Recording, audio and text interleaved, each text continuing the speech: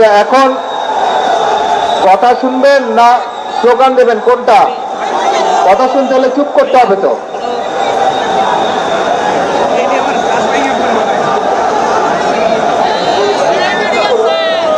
কথা শুনতে হলে চুপ করতে হবে, আমাদেরকে শান্ত হতে হবে।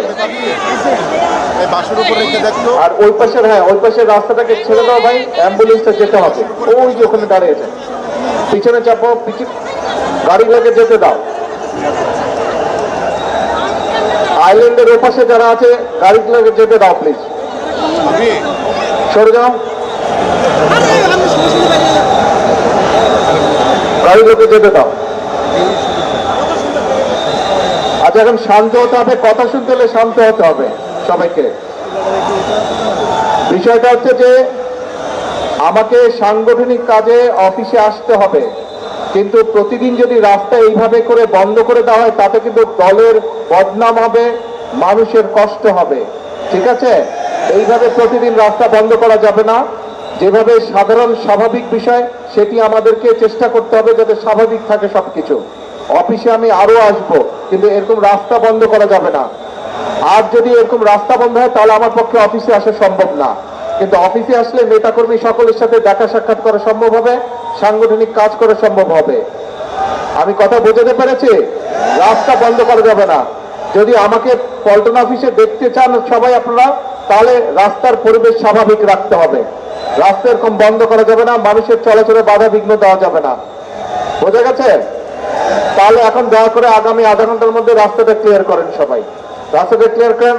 আজকে আমি কাজ শেষ করে চলে যাবো, আবার আসবো, এবং স্বাভাবিকভাবে সবকিছু যাতে হয় সেই কাজটা করতে হবে আমাদেরকে। ঠিক আছে, সবকিছু স্বাভাবিক রাখতে হবে। আর একটি কথা, মানুষ অনেক প্রত্যাশা নিয়ে দলের দিকে তাকিয়ে আছে, মানুষ অনেক প্রত্যাশা নিয়ে দলের দিকে তাকিয়ে আছে।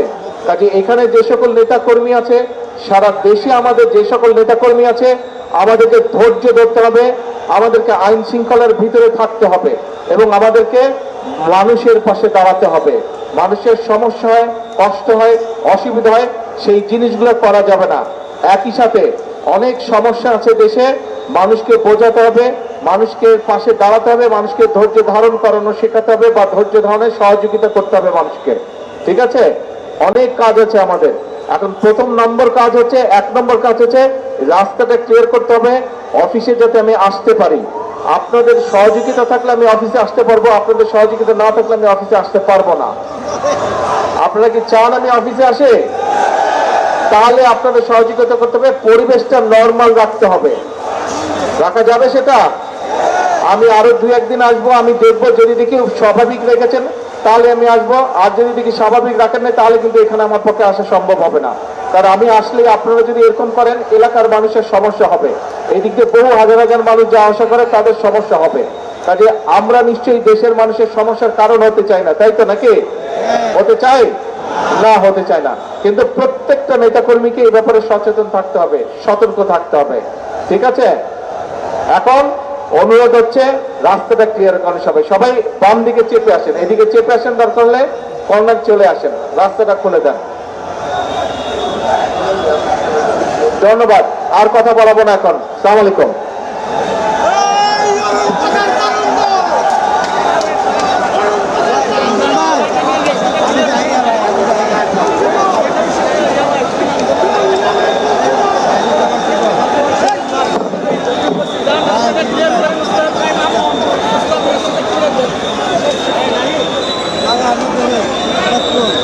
সরি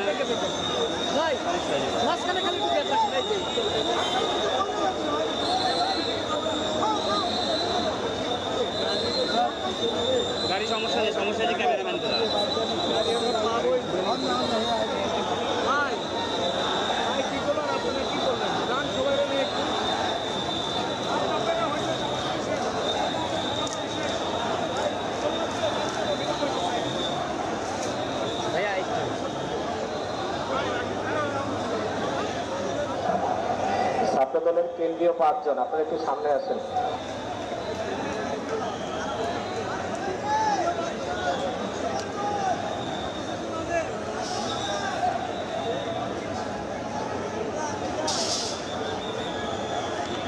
আমার ছাত্র দলের পরিষদে ঢুকে যাবে।